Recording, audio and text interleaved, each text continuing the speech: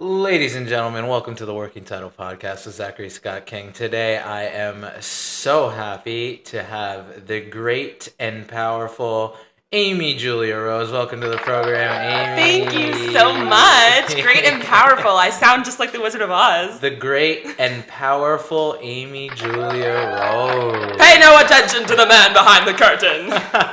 Welcome to the pod, man. Thank you. I'm so excited to be here. I'm excited to have you.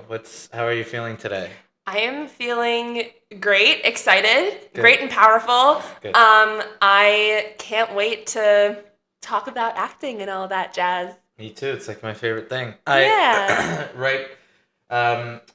For the listeners, again, I'm just gonna say, like I've said the last two episodes, I have been having some minor technical difficulties with my mics. If it gets all crazy and I will just be recording on my phone. So this is, we were talking before we just started recording, this is kind of giving us flashbacks, working together. My first voice acting job, it probably wasn't yours, but we worked together on a series called Order of Chaos with a K. Actually, officially, it was my first voice acting job. Like, Nice. I have done voice acting before, but never, like, on an actual show that's on IMDb and stuff. Mm-hmm. So, officially, it was my first two. I think we're good. Okay. I thought I heard some feedback. Yeah, no, if it rears its ugly head, I'm just going to use the phone. All right. But yeah, Order of Chaos with a K, shout out Omar. Woo! Love you, Omar! And that voice acting is something I quickly fell in love with because it's like I don't know, I with voice acting you can really like sink into something in a very different way, I feel like, than other types of acting. Like you're really creating a universe. It's so fun. Yeah, it's really special. I mean, I love all kinds of acting, but voice acting has always been very close to my heart. It's just so cool how, like, there are so many more opportunities Right. and so many more things that you can be. Like, I mean, when you're doing physical acting, like with your face, you can't pass as a bunny rabbit. But like in voice acting, you can do the voice of a bunny rabbit, and like Yeah. I don't know why that's the first thing I thought of, but you can just be more things. Yes. And it's just so cool. It's Yeah. like dressing up in costumes without actually having to Yeah. change your clothes. Like, I've done so many voiceover auditions from my bed in pajamas with like a bad hair day, and it's cool. Like, there's a whole layer of like what you look like and how you present yourself, and it completely doesn't matter. Yeah, and yeah, like you said, it's like there's so many more things you can be. Like you can, there's so many. It's just a lot of fun.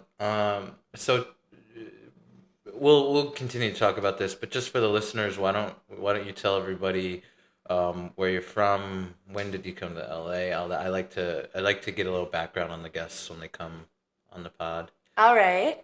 So I am from Toronto, Canada. Shout out Toronto. Woo! The Six! The Six. Which means that you and I are sort of neighbors. Yeah, we're pretty close, man. Yeah. I've been to Toronto. And I have been to New York State many times. I moved to LA 2.5 years ago, and I had always wanted to live here. I grew up coming here for winter holidays because I had relatives who lived in the Hollywood Hills. Wow. And it was just so cool. Like, my first time ever coming to LA I was 3 months old. And you remember it well. Yeah, like I was born in September 1999, and I always say, like, I was in LA in the 90s. It was December 1999. I was a baby. I only lived in the 90s for 3 months, but the very tail end of the 90s. Exactly, and I was there. Yeah. But yeah, and like I had been visiting so many times, and I knew even when I was 6 that LA is full of artists, and everyone here pretty much is some sort of artist, and a lot of people come here to make art and to surround themselves with other creative people. And I knew that I had to do that. I knew that life in Toronto just wasn't my fit. And I chased my dream, and the way that I did that was applying to study at Stella Adler. Stella Adler, shout out. Stella Adler gets mentioned quite a bit on the show. It does, because Stella Adler is the best technique, in my completely non-biased opinion. And I am currently trying to apply for an artist visa, and hopefully I'll be able to stay here for a very long time, because I just love LA so much. And I feel like I skipped over a lot about like my early childhood and stuff. I was just like, I was born in Canada, and then I moved to LA. Well, no, and yeah, I get it. The appeal of LA is the people, the art scene, the weather is unbeatable. Oh my God, the weather, yes. I never want to see snow again, never want to get caught in an ice storm again, never want to be walking to school and then like fall on my butt on the ice again. Yeah. Yes, that happened. Yeah, no, it's hard to think back on the brutal winters. Like it's so nice out here. It's just so nice. I know. Like even when people say that it's winter time here, I'm just like, you guys don't know what that word means, do you? I know. It's they have no idea. People out here have no idea what an actual winter is, and like you're not seeing the sun for 7 months, and like and like that's not even an exaggeration. That's not even 7 months. An exaggeration, yeah. Also for the listeners, so Amy is a graduate of the Stella Adler program, which is a very prestigious. You're in a very prestigious club of some of the greats, some of the real greats. Would you tell the listeners when you started at Stella? When you were growing up, did you have a background in acting? Like, were you in productions? Did you make things independently? And then you went to Stella, or was Stella your start? So I have been acting since very, very early childhood. I was in my first play when I was 6. I was in Annie. Mm-hmm. I didn't play Annie. I was in Annie, but it was so fun, and that feeling I wanted to chase it for my whole life. But even before that, like when I was little, I was like writing plays and making up a lot of stories with dolls. I had a big doll collection. And I still do. And I would make elaborate stories with them and like write songs, and I had puppets, and I am the oldest of 3 siblings, so there are numerous plays and musicals and things that my siblings were part of, and I gave them parts, I gave them roles, I taught them how to read stage directions and the rules of not saying no in improv and all of that throughout my life. And I was in tons of plays since my first play, and I went to a camp where I got to be in plays.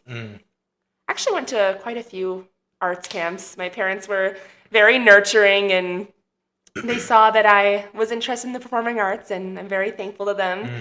And I acted all throughout school. I made up plays, and I feel like I'm repeating myself. I'm sorry. No. And then after high school, I went to university for theater, and I got my BA in theater studies, but it was very different from Stella. It was like very academic. Yeah. We had to write a lot of essays about theater and all that, like what is performance, what isn't performance. It was like very philosophical.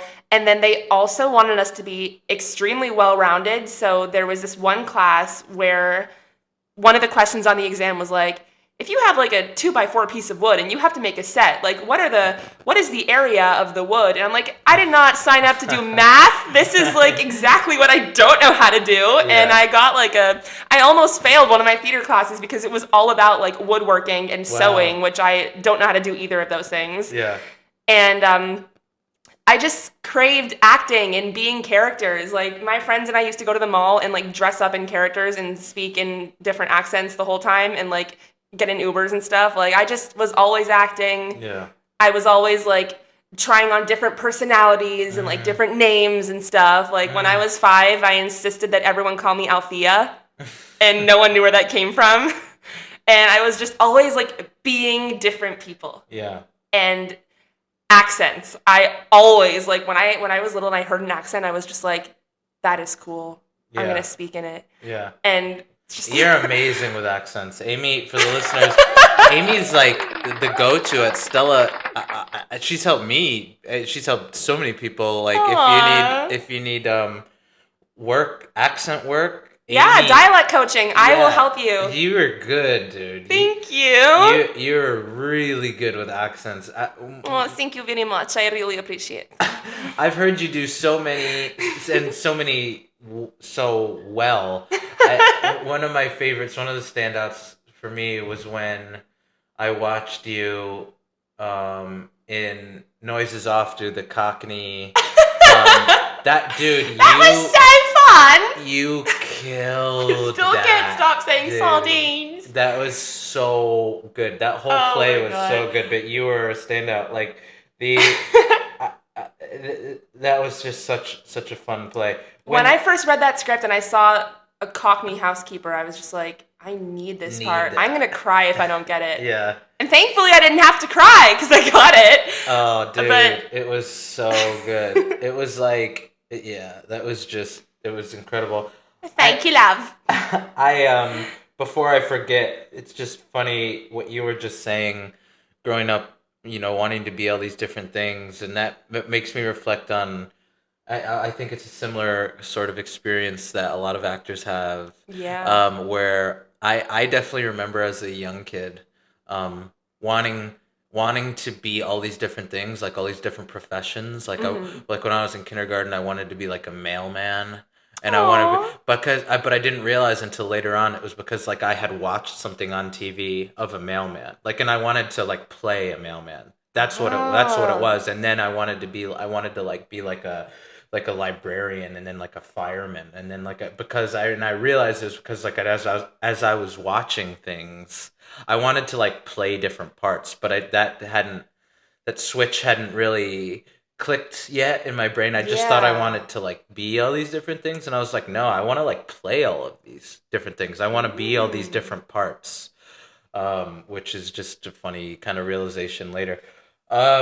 So you grew up, obviously you've been just doing all these different theatrical things at home and at school. I actually didn't know that you went to university for theater. That's awesome. Yeah, a lot of people don't know that, because some people ask me like, oh, why would you go to school for theater and then go to a school for theater again? But like Stella Adler is so different from my other school. It's like I got the chance to act a lot in my school, but there were never any like classes about acting or technique or anything. Like we studied plays. Like I was very familiar with Streetcar, which Stella Adler like is obsessed with. Yes. Probably because there's a character named Stella. I don't know. That's my theory. But seen Streetcar so many times. Oh my god, yes. If I had a nickel for every time I heard the word Blanche. Yeah. But yeah, so I was familiar with all the plays and stuff and all the great writers, but like I felt like I was being graded based on how good I could write essays, and I'm like, I don't want to do that. Yeah. I want to be a star. Yeah. And yeah, I had some great teachers at that other school, but some of them saw that I wanted to be an actor and they were like weird about it.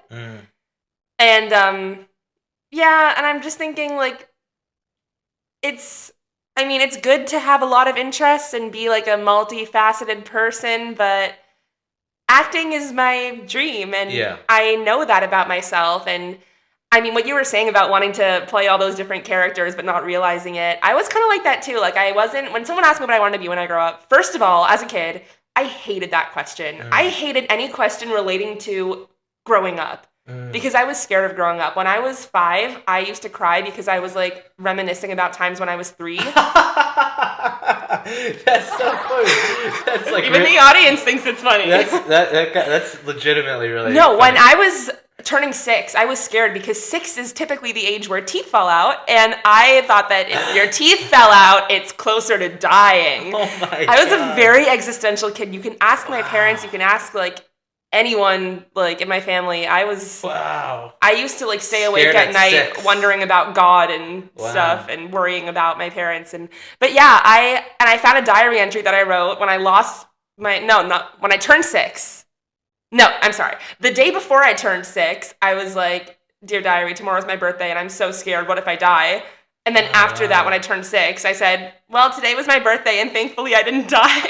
Oh my gosh. But I forget where that tangent came from. Yeah. I did not like being asked what I wanted to be when I grew up because I was just like, can't I just be a kid? Like when I was 3, I was trick-or-treating and one of the people asked how old I was in that annoying voice that grown-ups use with kids, and I said 3. And then they said, you're such a big girl! And then I was like, no, I'm a little girl! Wow, so the existentialism really... Yeah. Wow, that's amazing.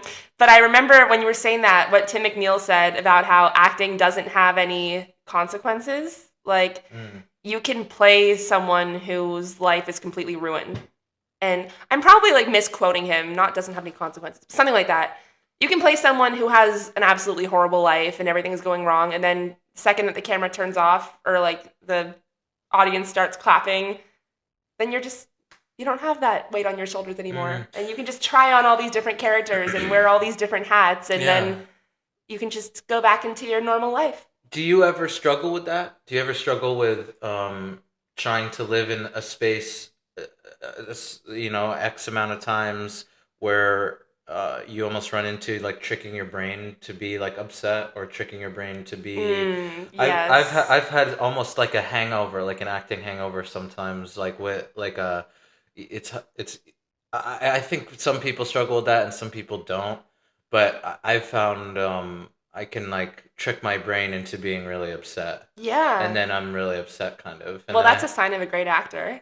First of all. I don't know. But I definitely have experienced that. Like. No, it's like there are characters that are exhausting. Yeah. There are characters that take a lot out of you. Yeah.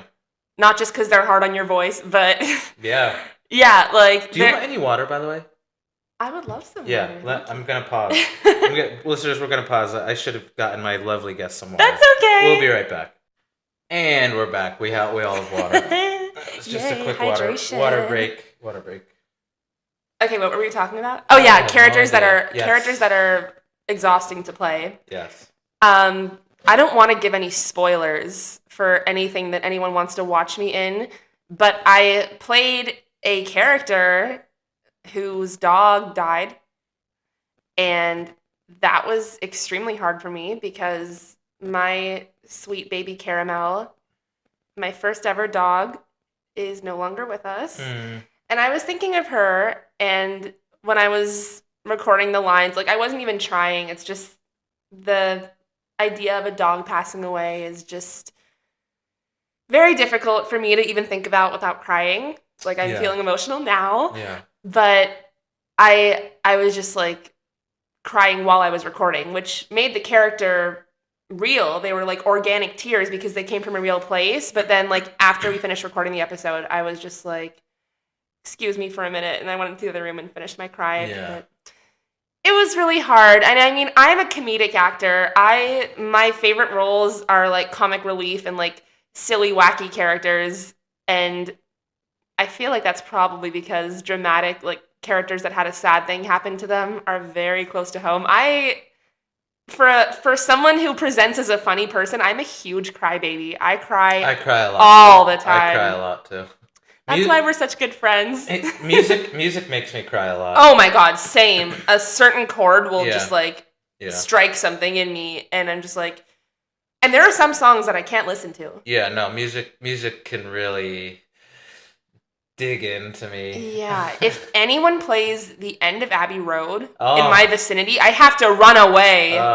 Just reminds me of the Beatles breaking up, and like they could have just like they could have ended like with a normal song, but they made it so dramatic and they called it the end. Yeah. No, don't sing it. I'm gonna cry. But oh my god, no! Just if their last song was like, I don't know, Lucy in the Sky with Diamonds, it wouldn't be as bad. Actually, it would probably make me emotional. I don't know.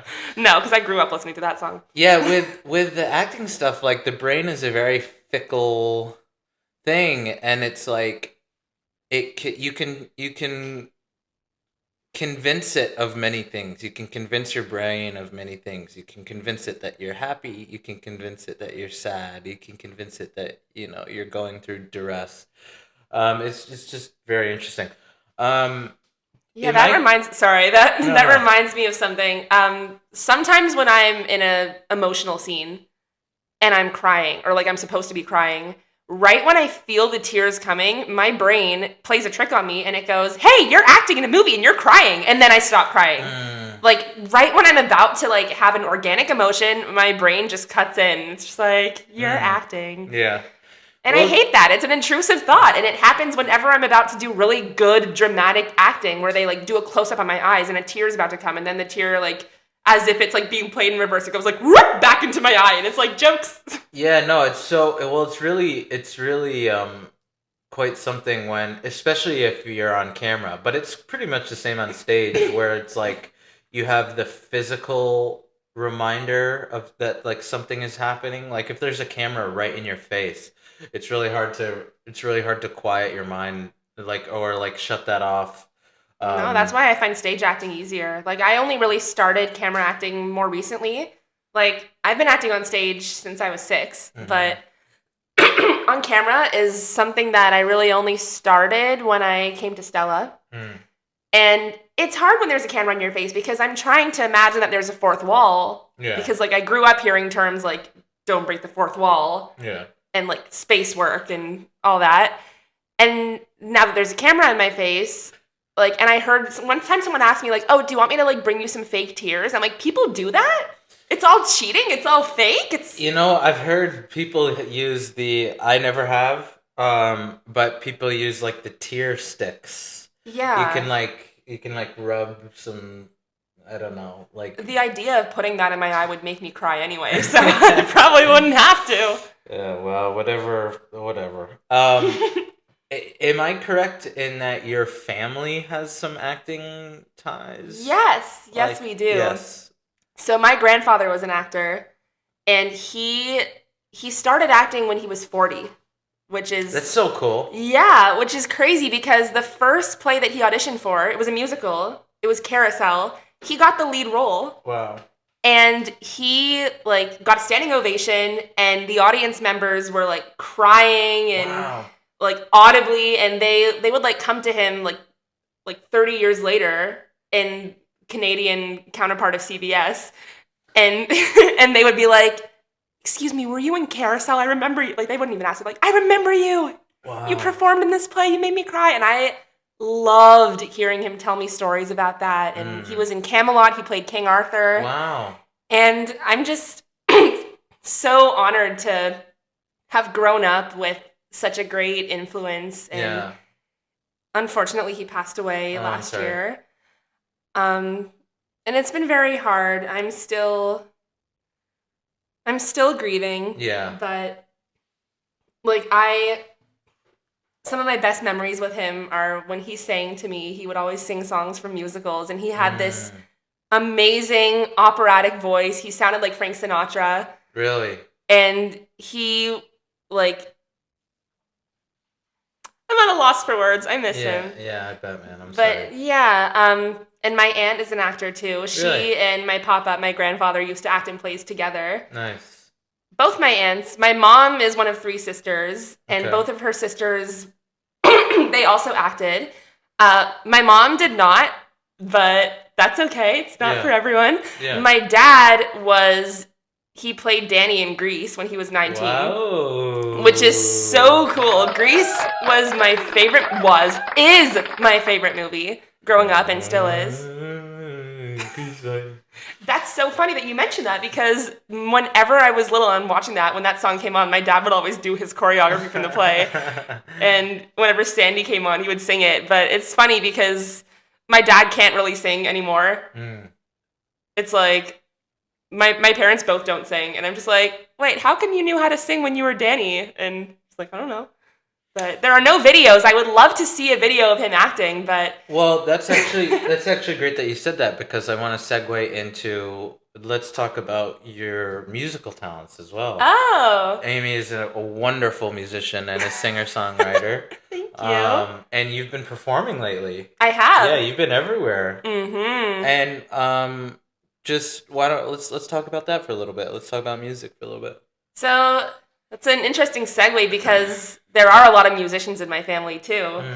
Everyone in my family can play an instrument, which I think is really cool. I grew up hearing a lot of music, and like growing up, there was always music playing in my house. When I was 3, I was introduced to like Ella Fitzgerald, not personally, like my parents put her music on for me. Ella Fitzgerald, Duke Ellington, I love those jazz musicians. Me too. And like, my parents used to change my diaper to the Yellow Submarine soundtrack in the background. And wow. Hey Bulldog was one of my first ever favorite songs. Wow. And so I just like grew up surrounded by music, and so it's no surprise that I play 4 instruments and I sing and I write songs, and I wrote my first song when I was 4, and I've been writing songs ever since in all different kinds of genres. People ask me what kind of style of music I do, and I never know how to answer that question. I'm just like, yes. Yeah. But it's hard because, as an immigrant, I'm not really able to pursue music, which sucks because, like, acting and music go together, like ram-a-lam-lam-a-ka-ding-a-ding-a-dong, speaking of Grease. But it sucks. It's like the visa that I'm trying to get is for acting because it has to be in the field that I studied in America, which is acting. And like, it used to be like a performing arts visa, and I was like, oh, that's cool. So I can't really like seek out specifically be acting. Yeah. Like, I can't seek out work as a musician or like anything like that. I mean, whenever I see a flyer saying like band looking for a drummer, I just take a picture of it anyway, and I'm just like, I'm gonna see if I can find a loophole around this. But it sucks because it's just like, I was at a red carpet for musicians, but like my acting publicist took me there, and people were just like, oh, are you a musician too? And I wanted to say yes, but I was feeling like imposter syndrome, even though I shouldn't, because I've been playing music since I was little. Like, I started taking piano lessons as a toddler. Like, I should be able to say I'm a musician, Yeah. But it's hard. Like, America, immigration making you choose between your 2 biggest passions. Yeah, that's tough. Yeah.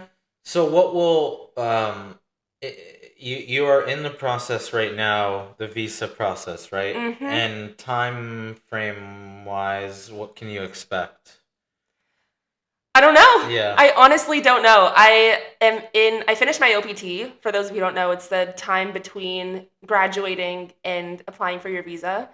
And so that time expired on April 25th, but I have a grace period of 60 days. And because I am making a short film called The Diamonds, soon to be released. I know a guy that was in The Diamonds. Yeah? His name is Zach. That's so funny. He looks a lot like you. Oh, I've heard he's just a real asshole. Well, he plays one. Yeah. Mispronouncing everyone's name and whatnot. Lena and Iris, who are they? Yeah, but I don't want to do anything until that film comes out because it was a labor of love. And I co-wrote, co-composed, co-directed, and co-starred in it. Yeah. And I think that's a pretty big deal. I mean, I've been doing a lot of big things to try to make my visa application stand out. Like, I put on a series of my original one-act plays called Are You Mad at Me? That for our listeners. Starring someone else I know. So that was one of the most fun evenings ever. Amy wrote and directed 5 plays. I was involved in 3 of them. 4 of them. 4 right? of them. 4 of them. Calm Down, Simran, Picasso, and Maureen. Yeah, and Commandments. And it was just one of the most fun nights ever.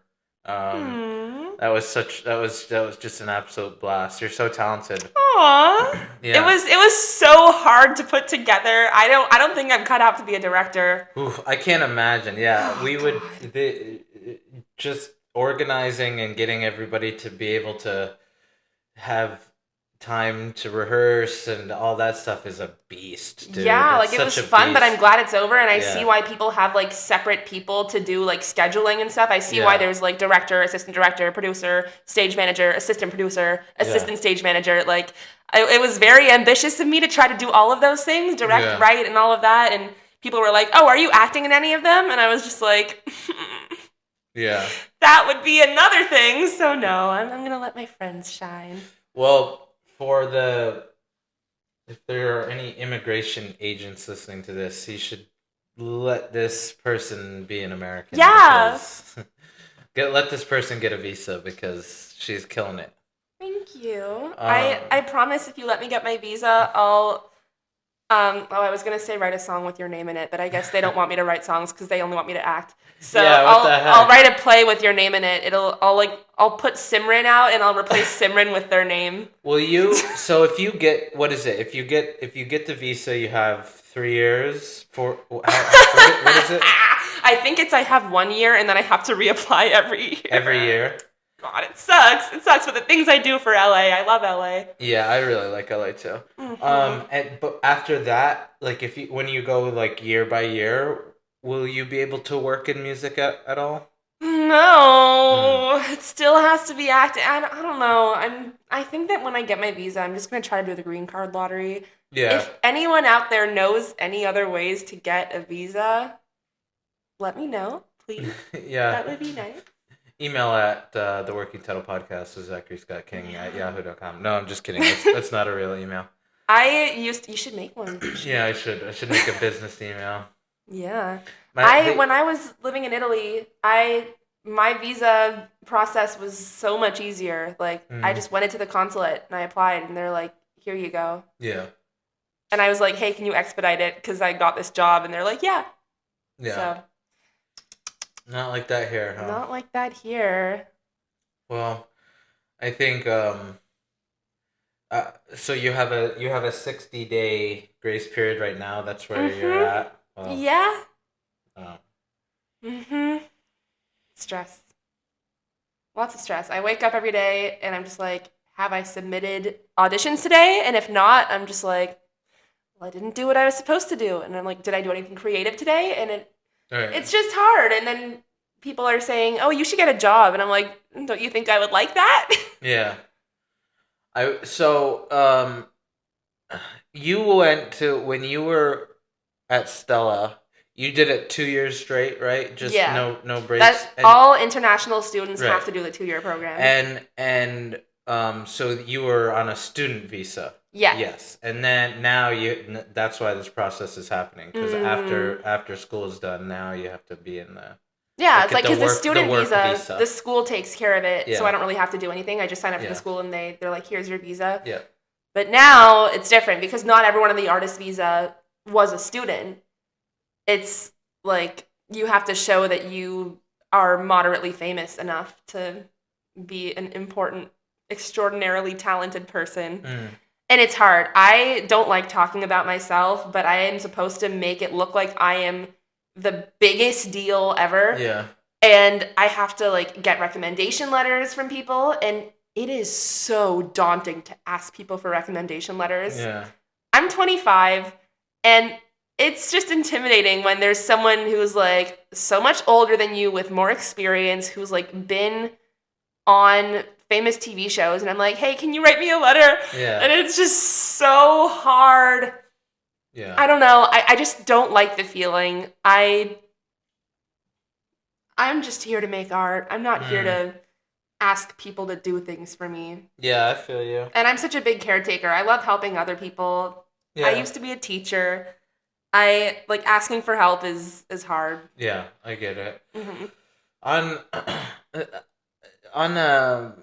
diving a little bit back into the acting stuff, I just want to pick your brain about a few other things. Like, I'm always fascinated to hear someone's process, and like a lot of people who have come on here have kind of given this premise, this scenario. Like, if you could kind of give the listeners sort of inside look at how your brain works when you prep for something. Like, so like, let's say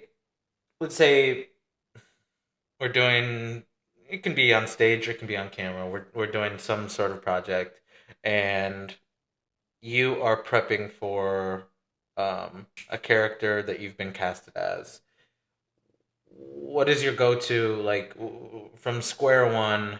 You've gotten the script, you've gotten your character. Go. Well, first of all, I'm very excited that I got the part. Yeah. That is not often something that happens. Auditioning is like a job, and getting a part is like getting paid. So yes. I've heard an acting teacher tell me. Elizabeth, the last episode with Elizabeth, she said that same thing, which is so true. Auditioning is the job, getting the part is the reward. Well, guess what? She and I were in the same class when the teacher said that to us. Yeah, that's so true. We both clearly stored it in our minds together. It's so true. But yeah. What was I going to say? Oh, yeah. After getting excited about getting the role, right, I looked through the whole script. And this is an Adler thing, so I'm sure other people have said this too. I go through the script, and I make 2 columns, what other people say about the character and what the character says about themselves. And I do that, and based on just finishing those lists, I have a better understanding of the character. And I always try to come up with, like, a character walk, a character voice, certain mannerisms, like the way the character says certain things. Like I try to talk like that. Like if they have like a certain ism, like if they say a specific word in their sentence, I'll just try using that word in my vocabulary and just really get into the character's body. And I'll make drawings of the character of like what they look like or like what they would wear or how they would wear their hair, because I love going all out with costumes, and I don't necessarily like characters that look and sound like me. I mean, my character in The Diamonds is kind of me, but also not me. Like, I made sure to make her a little bit different so she wouldn't be exactly like me, but I mean, I gave her like a boho chic, like fashion sense, and I dress like a hippy dippy, so that's kind of similar to me. But I do like the chance to look and sound completely different, because that's one of the most fun parts about acting. Yeah. And as for memorizing my lines, people laugh when I tell them this. I like to do voice memos of me reading the entire script with my like scenes that I'm in, of course. And for every other character, I will assign them a different voice, like a weird voice or like some sort of accent that doesn't make sense. Like, when I was in Hay Fever, I like gave everyone in my cast a different voice, and they did not. Hay Fever was great. Very much. Hay Fever was great, dude. Sorry, continue. It was great. Hay Fever was great, and I am definitely here to talk more about it because I still have all my lines memorized, and do you really? I live in the past, and that was the best. I loved it so much. Sorry, I just ruined the microphone probably. Yeah, so I would make recordings, and everyone in my cast had a different voice, and it had nothing to do with the way that they sound in normal life. But like I would just give every other character voices that sounded like this, like this, and then I would just be like, of course I would talk like this because this was my character, and then but everyone else's voice would be like really weird, so that I would make a voice memo and like listen back to it, and then I would remember who's speaking. Wow. Because I was like, oh, Russian accent, that's so and so. German accent, that's so and so. High-pitched, whiny Caillou voice, that's so-and-so. Like, that sounds like, yes! That's so-and-so. Like, yeah. I would just assign weird voices because it, like, associating it helps me memorize it better. And then, like, I would know what my cues are. Knowing your cues is just as important as knowing your lines. And then, totally. And, like, if I had lines that were, like long monologues, and this is for, like, everything, if it's a really, really long monologue, especially if it's Shakespearean, I would turn it into a song because it's in iambic pentameter. I mean, most of the ones that I learned are. So iambic pentameter is like, and it rhymes. So it's, what does this remind me of? A song. So I would just turn it into a song. That's cool. Yeah, like all the Shakespeare monologues I know have tunes to me.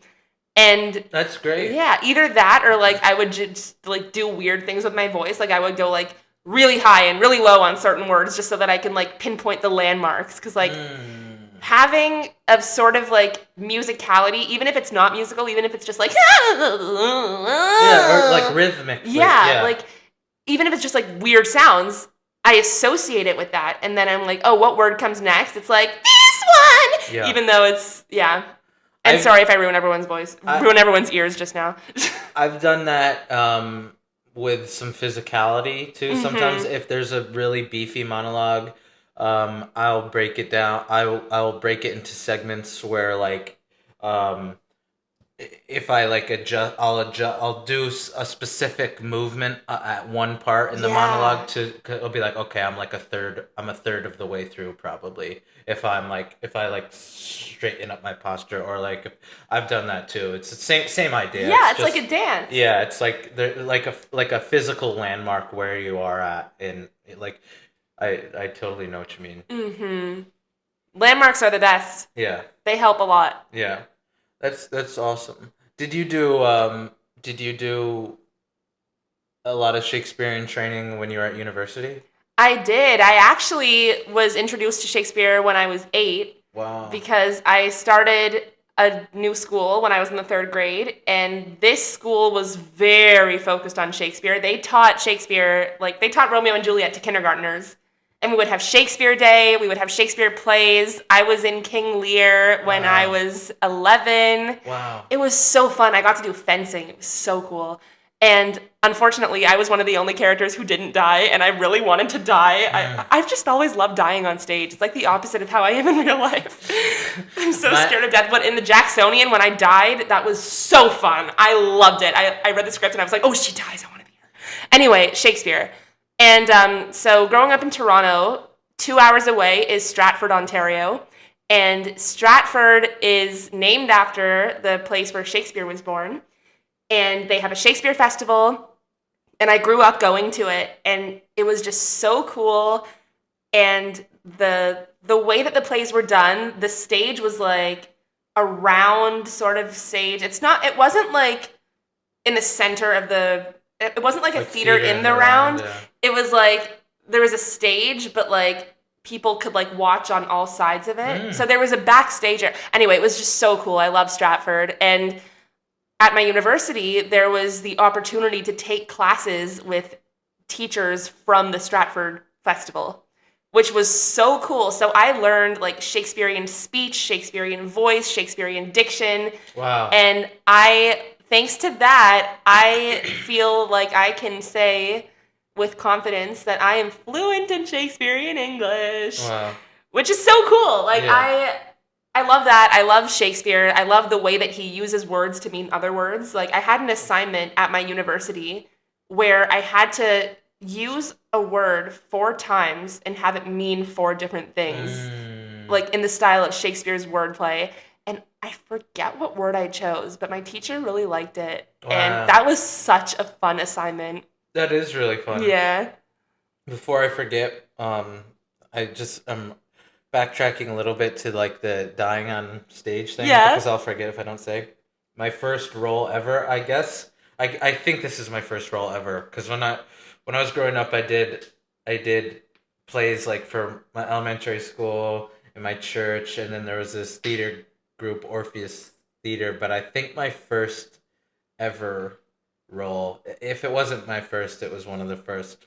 I played Augustus Gloop in Willy Wonka. No way! My second ever play I was in was Charlie and the Chocolate Factory. Yeah, and so what we did when he dies in the Chocolate River was we had like a hula hoop at the base with like some fabric running up to the ceiling, so it was like a tube and a kiddie pool. Oh my! I fell into the kiddie pool and like shimmied my way into. That must have been so fun, but I'm disappointed that it wasn't a real chocolate river, because I was gonna be like, that must have been such a cool prop to eat. Yeah, if only if it was real chocolate. It was this kiddie pool. This was at Center Street Elementary School, the Purple Pandas. Shout out Center Street. That is the cutest team name ever. No longer a school, so there's a dying breed, the Purple Pandas. It's no longer an elementary school, so in rarefied air there.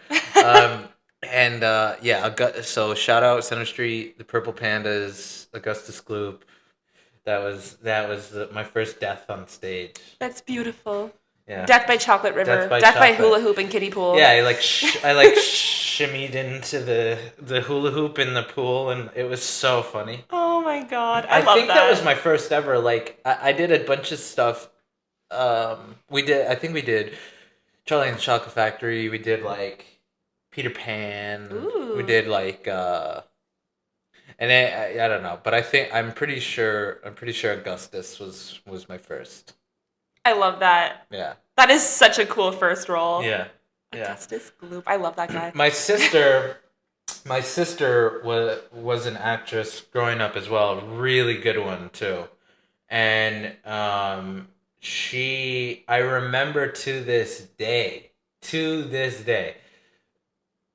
She's 5 years older than me. So I think I was in probably kindergarten and she was in 6th grade. And she played the Wicked Witch of the West. Ooh, that's a fun part. And killed it. I remember it to this day. Like, aww. Killed it. And at the end, she was a dancer too. She's a ballerina. And at the end, like when the witch evaporates or whatever, she like, I'm melting. Yeah, melting. I just remember I remember that at Center Street as well. My sister doing the Wicked Witch of the West. Aww. That was a standout. She killed it. Yeah. That's so special. But yeah, no longer a school. Center Street's no longer a school. It's like a district office now or something for like the. That's so sad. I hate seeing like places I went to as a kid no longer existing, and sadly because of COVID that happened to my childhood dance academy, and I had so many great memories there. It does suck when that happens. Yeah. I wonder, like, so what year did you move to LA? 2022. 2022. So COVID was still around, but it was on the. It's interesting because COVID in Ontario lasted the longest, and it was like there were more lockdowns there than anywhere. Yeah. But I got to leave Ontario early because in September 2021, I moved to Italy. And I was there for a year until September 2022. And people were like not really wearing masks in public there. But I mean, COVID was definitely a thing there. Yeah. But it was like it ended and like the restrictions were lifted faster. I mean, I wore a mask whenever I taught. I worked with kindergartners and they were absolutely adorable, but like they would always like come up to me and hug me and then announce that they had a cold and then wipe their nose on me because they're babies and they don't wash their hands, but that's okay. It was like coming to a class full of fluffy little puppies wagging their tails, and it was the best experience ever, and I miss them so much. Yeah, that's cute. Yeah, and then when I taught the older kids, they had masks on. And then on the last day of school, they had announced I don't need to wear a mask anymore. I took it off, and then the kids' parents who knew me were like, "Who are you?" And I'm like, "I'm Maestra Amy," and they're like, "You are?" And I was like, "Yeah, I'm just not wearing a mascarina." It's funny. Like I was in AmeriCorps from 2021 to 2022, and we were traveling all around the United States, and it was a very interesting experience to go state to state and to see how COVID was handled state to state. Excuse me, all tongue tied. It was depending on where we were, it was just like a completely different reality. Was it like north versus south kind of differences, or was it just like individual states were all? Here's the thing. It was like, so when I was living in New Orleans. I love New Orleans. I love New Orleans. It's one of my favorite cities. New Orleans. Ding, ding, ding. I love New Orleans so much. I had some of the best times of my whole life are in New Orleans. We're in New Orleans. And in New Orleans, there were things like if you had to show your vaccine passport We have that in Italy. To get into restaurants, to get into stuff like that. But then, like, when we moved to Nashville, I lived in Nashville for a while. Shout out Nashville. Another some of the best times of my life, for real. It was like COVID wasn't really even a thing. Like it was, I guess, but like there weren't like definitely not masking and definitely not signs like for like distancing and definitely not things like that. There were things like in AmeriCorps you had to do a separate amount of volunteer hour. You had to do a certain amount of volunteer hours outside of work. So like the only thing really COVID related I remember in Nashville was like one of the volunteer events we had to work at had some restrictions and things like that, but really nothing else, like not much. And then I was living in Kentucky. I was living in Mammoth Cave National Park, which was a completely different experience because I was living in the national park. In a cave? I wish. We were living in these cabins that were built that usually like seasonal employees work at, like seasonal rangers. They have like these cabins in the park. We were living there. And that was totally different because we were pretty isolated from the outside world. But it was just very interesting moving around the different places and seeing, how it was handled. It was just a very interesting experience. But anyway, so now that you've been in LA since 2022. Mm-hmm. And have you noticed any changes in the acting world in the time that you've been here in terms of like things starting to happen again? I feel like things are starting to happen again. Like things are up and running again, which is really nice. The first year was tough. There was the strike. There was, all that stuff. But I feel like things are starting to move. Yeah, again. I mean, the strike was... it was very, like, sad, but it didn't actually affect me directly because I was a student, and as a student, I wasn't allowed to act and be paid for it. I was only allowed to start getting paid after I graduated. But we are still sort of feeling the remnants of the strike. I mean, one of my favorite shows, Big Mouth, has not had new episodes for, like, 2 years. Yeah. And in October, I was like, this is the time of year when Big Mouth comes out, and it didn't come out, and I was like, aw. That happened with the show Euphoria, too, right? Yeah. The next season isn't until, like, 2026 or something. That's crazy. And it's been, like, 4 years. It's been, like, 3 years.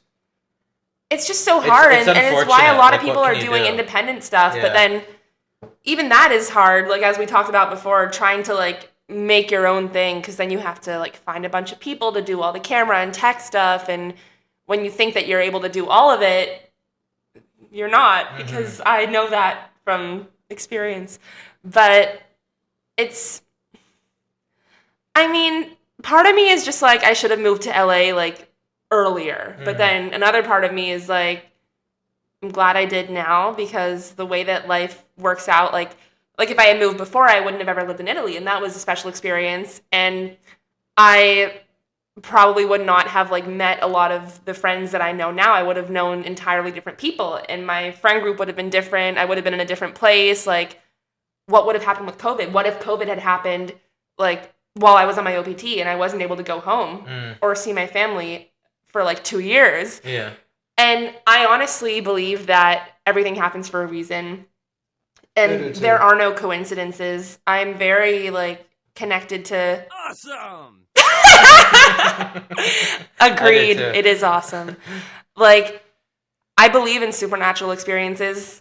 I have seen a ghost at Stella. Really? Well, I've witnessed definitely a ghost. haunted, Stella's dude. full of ghosts. I was in Tim McNeil's class in character, and then the door was, like, latched, and then it unlatched, and then opened for a bit, and Tim was like, oh, hi, Stella. Dude. I was like, how can you be so calm about that? If any place has ghosts, it's Stella Adler. No doubt, dude. Some, like, Phantom of the Opera. Like, and I love it. I love ghosts. And, about like everything happening in the time that it's happening now, I am doing The Artist's Way. Have you heard of The Artist's Way? Mm-mm. So it's this book that like it's not exactly a self-help book, but it's full of these exercises that help you like get over artist block and recover as an artist. Cool. Because all of us have had people tell us that making art is not a worthwhile thing to do, and people have criticized us and like criticized our creativity so many times. And a lot of the exercises have to do with like going into your childhood and like remembering people who supported you and people who didn't support you, and like and one of the exercises is writing out different lives. Like if lives if things had turned out differently, like what would you be doing? And I was like writing about different lives, but it got me feeling really sad and depressed. I didn't know why. And then I realized that in most of those lives, my path with my kitty, Lorenzo, would never have crossed. And he's so special to me. And I got him when I was in my 3rd term at Stella. And I was just feeling really lonely and sad and missing having pets because I have a dog back home. And I was like, lost my train of thought. Choo-choo, there it is. And then a friend of a friend had posted on their Instagram story, we found this baby kitten. He's very cuddly and affectionate, and he needs a home, and we can't keep him. And I'm a dog person. I never would have imagined myself having a cat, but I saw the words cuddly and affectionate, and I'm like, those are dog words. I need this kitty. So I got the kitty. I messaged them and I was like, I'm interested. Then I was like, Mom, can I have a cat? And thankfully, my parents were okay with it. And even though they lived in a different country, I still felt obligated to ask them permission because I'm a good girl.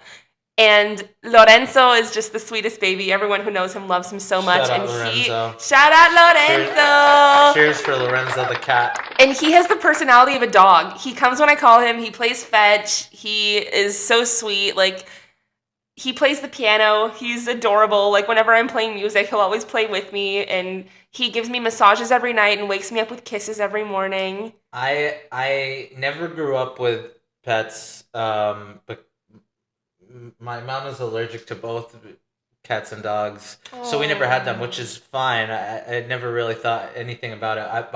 I've only really had one pet in my life, but I was living with my ex-girlfriend, and she had a cat named Pete, and he was the man. He was like 19 pounds. He was a big cat, and same thing. It was like a dog.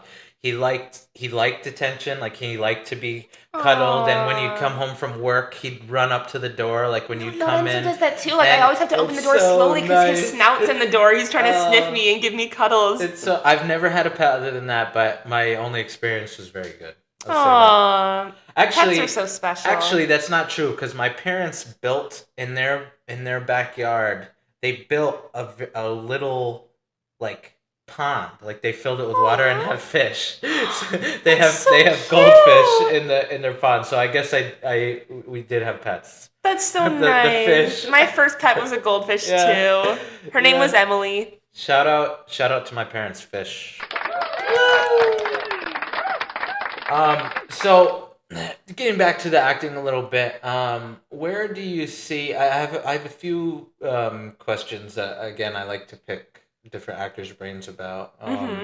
If you had a dream job, if you had like a dream role or a dream gig, stage, camera, voice, I already know what I'm gonna say. Voice, animated, ding, ding, comedy, drama. If you had the best of all worlds, like what do you think would be your dream project? Like, voice actor on a kids show. Voice actor on a kids show. I want to be like recurring characters, plus like I want to be like Hank Azaria and Harry Shearer, where they do like all the voices on The Simpsons. Like they, like people who do like recurring characters, but also like any other characters, which is kind of what I am on the Order of Chaos with the K. Like I'm Sam, but then I'm also like all the Marthas and all the other characters. For the listeners, go check out a series that both of us are in. It's called The Order of Chaos with a K. You spell chaos with a C, but you add with a K. With a K, yeah. It's really fun. We have the first season done. The second season is on the way. Mm-hmm. And it's just a lot of fun. So go check out the Order of Chaos with a K. Another dream job is Muppeteer. Like I grew up watching Sesame Street. I love puppets. I love dolls. I am definitely not scared of them like some people are. But I would just love to do that because I love looking at how like they're pieces of felt, but you can make so many emotions with them. Like you can have them like slowly turn and stare at the camera and be like, what? Yeah.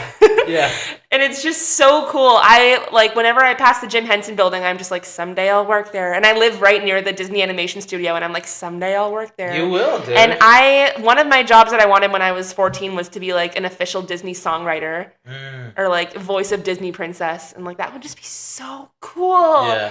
And I love people like June Foray and Mel Blanc and Nancy Cartwright and people whose voices that you've heard so many times in so many different things. And Tara Strong, she and I went to the same high school many years apart. But if I ever got the chance to meet her, I would probably faint out of excitement. Like, just like all of the people who I look up to are like funny comedic actors or voice actors. Yeah. I just would love to meet them and laugh our heads off together. Yeah, that's great. Yeah. I mean, yeah, I know we already talked a little bit about the voice acting thing, but it really is so fun, and it's such a good gig. It's such like a I was talking about this with a buddy of mine back in New York just a few weeks ago. Like it's really cool to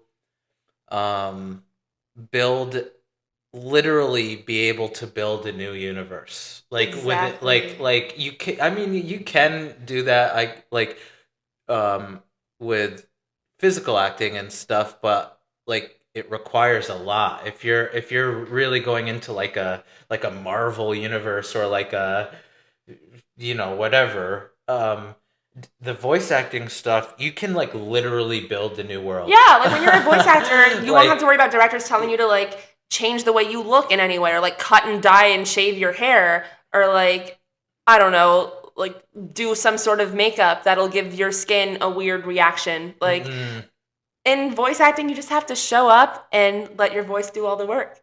Yeah, it's really great. So that would be kind of like your dream role. That's great. What while you were at Stella, I was hoping that you could tell the listeners about a time where you felt a particular struggle with a character, and a time that you felt like you absolutely hit a home run, where you're just like, I have this character and I could just do this all day long. And then if you could tell them about a character where it really took a lot of effort for you, like it was noticeably harder than others.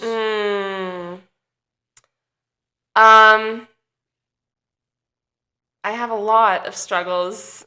How am I going to narrow it down? Character that was easy-ish for me. I mean, characters are never really easy. If it's easy, then it's not fun. But the one that I was really able to feel comfortable in was Judith Bliss in Hay Fever. Shout out, Hay Fever. I just felt like once I had her... I feel like I'm with Sam from iCarly. It's like with Judith, I felt like once I had her, I could just stay in there and I didn't have to worry about breaking character, because she is just she's mean. She's horrible to people, which is different from me because I am a nice person. You're a nice person. But yeah, Judith does not hide when she is not nice to someone. But the thing that we do have in common is that we love to act.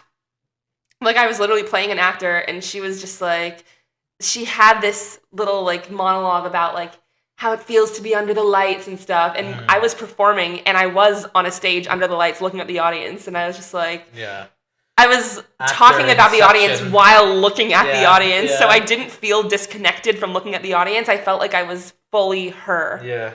But a character that was hard would have to be, in scene study class, I had a few hard characters. I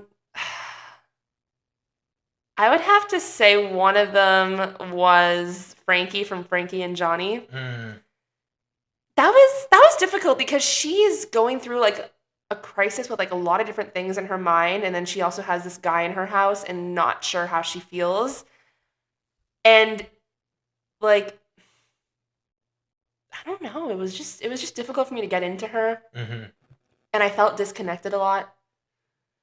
And it wasn't necessarily because she was so different from me. It was like having such a complex inner monologue. And doing that while also focusing on Johnny being in the room with me. Yeah. It was hard. Gotcha. Scene study is always hard, though. They like to challenge you in those classes. Yeah, yep. It is definitely a challenge.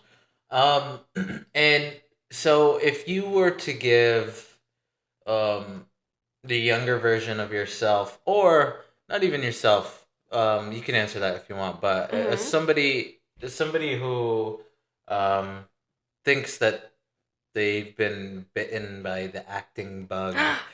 What the best bug? What I love those bugs, those acting bugs. What kind of advice would you give someone who definitely thinks that they have an interest in acting but don't really know what to do with it, or how to, or like where to go, or what path to take, or how to get started? What would you tell someone like that? I would say, if you know that acting makes you feel good, if you know that acting makes you feel happy, keep doing it. If you find something that you love doing, stopping it is going to make you miss it. It's going to make you sad. Keep chasing that feeling. Yeah.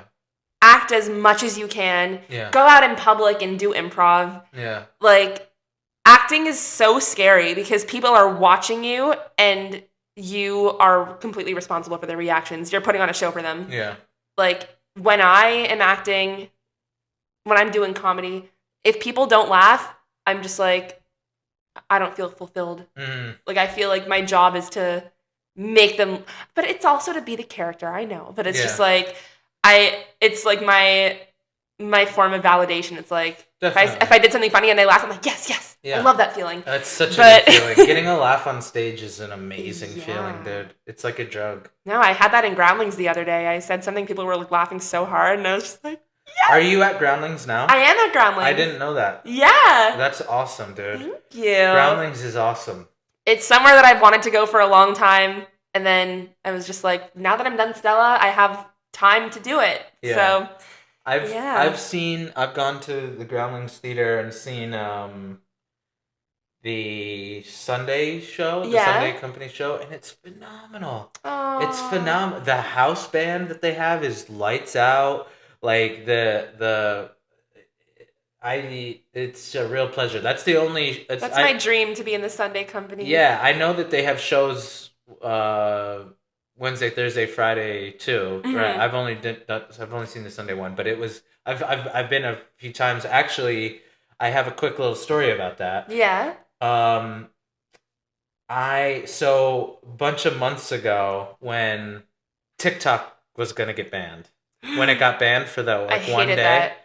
I was like the last one to re-get it for some reason. So all this commotion is going on. Everyone is saying TikTok is gonna go dark at midnight. All this stuff. This was on a Saturday, and I was like, okay, I know TikTok is annoying, and I know there's a lot of useless, like mindless nonsense on there, but I enjoy it to a certain extent because I think it's a really good space for comedy sketch writers. Yeah, and it's a great way to put yourself out there. It's a great way to put yourself out there, and the community. That's what I use it for. Same, and the community of like the little these comedy sketch writers is pretty strong. Like and you can make something of yourself like for free. like on that platform. And so I was like, and it's a great way to get famous-ish. Yeah. And like I've gone viral a few times, and it's such a fun feeling. Like even the hate comments, it makes me feel like I'm being perceived. And so I was like, this is a bummer or whatever. So I follow a bunch of comedy sketch writers on there, and I was like, I'm gonna go back and rewatch a lot of my favorite channels, and I'm watching, and one of the groups that I follow is a comedy team called Almost Friday, and I'm watching these videos, right? Because TikTok is going to be banned, and I want to like reminisce about some of these funny sketches that are really smart and are really well done, and I'm watching these videos, and then TikTok goes dark at midnight or whatever. The next day I go to the Groundlings, the Sunday Company show. Oh, I remember this story. And this actress whose name is Elise Patton is performing at the Sunday Company show. I had no idea she was involved in Groundlings. She's in this comedy group, the Almost Friday, and she has all of these videos I'm watching. She's in and she's killing, and I just found it so serendipitous. The next day I go and I like see her on stage, and everything happens for a reason. There are no coincidences. No, I think so too. I really do. And she crushed, and I went up to her after the show, and I was like, hey, I just have to let you know I'm a big fan. Like I've been a big fan of yours forever, or for a long time. I didn't know that you performed here. She was like, oh my gosh, I have fans. Like, and it was just so wild. Like the night before, I'm watching all of my like favorite writers and actors and stuff, and she's one of them.